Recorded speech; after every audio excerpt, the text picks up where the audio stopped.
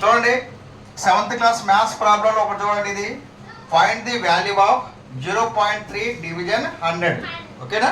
So therefore it's very simple problem. ఓకేనా? Given 0.3 division 100. ముందుగా మనం ఏం చేద్దాం, పాయింట్ లేదని ముందర కన్వర్ట్ చేద్దాం.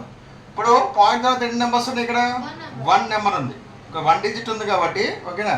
అప్పుడు ఎంత పెట్టుకోవాలి? పాయింట్ లేదని చదివితే 3/10 డివిజన్ 100. ఇప్పుడు డివిజన్ కాస్త ఏం చేస్తాం మనం? Convert into the multiplication. 3/10 into division కాస్త డివిజన్ ని మల్టిప్లికేషన్ కన్వర్ట్ చేసినప్పుడు 100 కాస్త ఏమవుతుంది?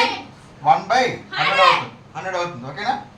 సో దేర్ఫోర్ 3 1 జా 3. 10 ఇంటూ 100 ఎంత? 10 ఇంటూ 100 ఎంత? 1000. ఇప్పుడు ఎన్ని నెంబర్ డినామినేటర్స్ లో ఎన్ని జీరోస్ ఉన్నాయి ఇక్కడ? 1 2 3 కాబట్టి వెరీ గుడ్ 0.003. ఒకటి ఇక్కడ ఒకటే నెంబర్ ఉంది కాబట్టి దీని ముందు 2 జీరోస్ పెట్టుకోవచ్చు కదా, ప్రాబ్లం లేదు కదా. సో దేర్ఫోర్ ఎంత అవుతుంది? 0.003 కదా, 0.003 అన్నమాట. This is the answer. దీన్ని ఇంకొక విధంగా ఎలా చేసుకోవచ్చు చూడండి, డైరెక్ట్ చేద్దాం. ఇది చూడండి 0.3 డివిజన్ 100. ఇది చూడు 0.3 డివిజన్ 100 కదా.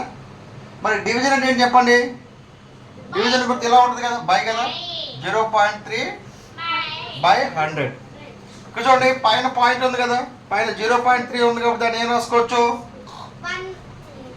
3/10 ఇంటూ కింద 100 ఉంది కాబట్టి 100. సో 3/1000.